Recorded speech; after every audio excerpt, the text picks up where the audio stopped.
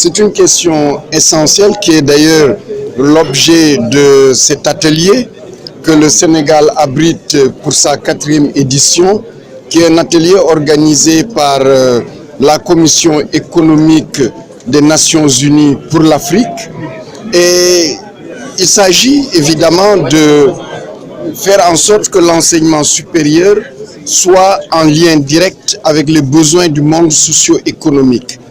Il faut que la recherche aussi le soit, mais cela ne s'arrête pas là.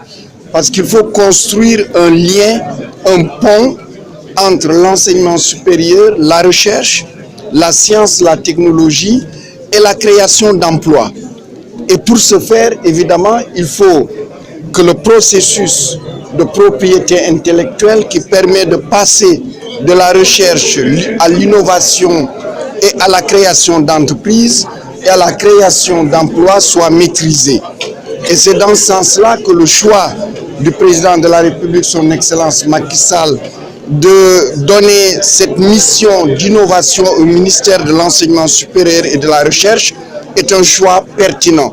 L'enseignement supérieur, la recherche, la science, la technologie ne sont plus simplement des acteurs indirects dans le processus d'émergence économique, mais deviennent des acteurs de plein droit et des acteurs complets, je dirais, pour cette émergence économique, puisque c'est dans les établissements d'enseignement supérieur, c'est dans les établissements de recherche que vont naître l'essentiel des innovations qui vont permettre de créer des entreprises qui vont transformer la vie des gens à travers la science et la technologie et permettre à la jeunesse d'avoir un emploi, mais un emploi basé sur la science et la technologie. Et ce qu'on voit, c'est que les richesses des pays ont changé de nature.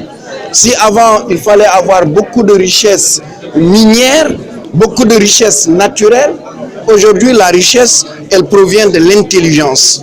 Et c'est pourquoi nos pays africains, nous devons nous investir massivement dans les questions de connaissances nouvelles, comme l'intelligence artificielle, comme le big data, comme la robotique, comme tout ce qui est mathématiques et utilisation des mathématiques, qui sont à notre portée pour que l'Afrique soit dans le rythme du monde et ne soit pas évidemment laissée à la queue du monde, comme ce fut le cas au moment des indépendances. La part de l'Afrique dans la diffusion, dans la publication est de 2,4%, la reste de 2,4%. Est-ce que ce pourcentage est faible?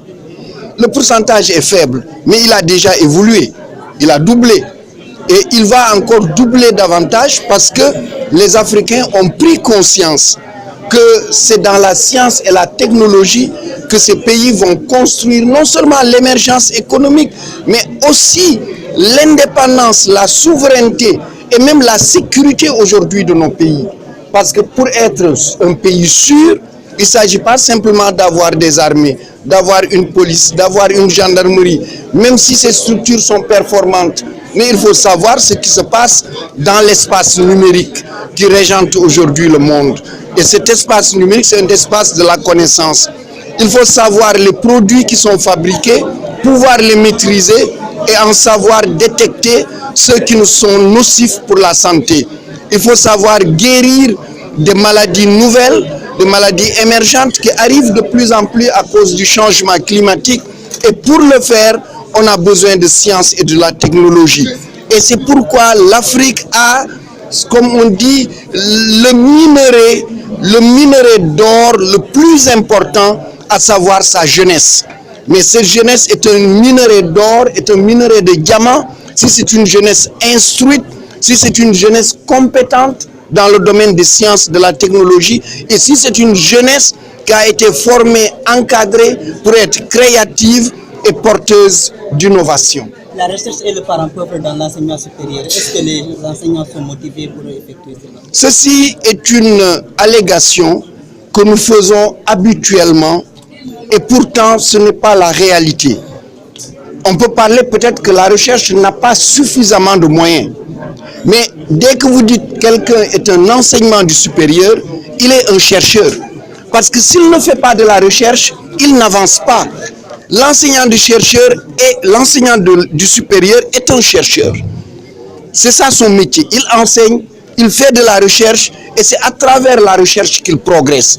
Et le CAMES, quand il évalue les enseignants du supérieur, la part la plus importante d'évaluation provient de la recherche. Maintenant, la question de fond, elle est celle-ci. Est-ce que la recherche que font les enseignants du supérieur est orientée vers les besoins de la société, vers les besoins de l'économie, ainsi de suite? Ceci n'était pas toujours le cas. La recherche était orientée vers la carrière des enseignants-chercheurs.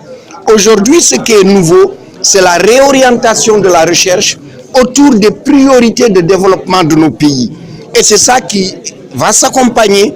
Ça prendra un peu de temps et les chiffres, je suis convaincu, vont se corriger. Voilà, monsieur le ministre, vous parlez donc de changement d'orientation pour pouvoir rentrer donc dans les disciplines du futur, mais aujourd'hui, l'enseignement général pose problème parce qu'on a noté ces derniers temps, il y a une étude qui montre que 60% des étudiants ne réussissent pas. Voilà, aujourd'hui... Attendez, parce que sur cette question, je pense qu'il faut se comprendre. Il faut se comprendre. J'ai vu partout, on a mis l'Université de Dakar 60% d'échecs. Je pense qu'il faut revenir sur ce qui a été dit. Et vraiment, je voudrais vous inviter pour que vous participiez à mettre, à promouvoir les success stories, comme disent les anglophones, les success stories de nos institutions. Vous savez, l'Université de Dakar, autour de 2011-2012, avait 21% de taux de promotion entre la première année et la deuxième année. Aujourd'hui, ce taux de promotion est passé de 21% à 40%. Donc c'est un progrès, c'est le doublement du taux de réussite qu'on avait il y a 5 ans, 6 ans. Alors si on l'interprète en disant, comme il y a 40% de réussite, donc c'est 60% d'échecs, nous ne sommes pas en train de promouvoir notre pays. Moi, je voudrais vraiment, c'est ce qui nous différencie des anglo-saxons. Les anglo-saxons, quand ils progressent, c'est ça qu'ils montrent. Nous, quand on progresse, on montre nos défauts. Et c'est avec nos réussites. L'Université de Dakar a doublé le taux de promotion de première année entre 2011-2012 et aujourd'hui.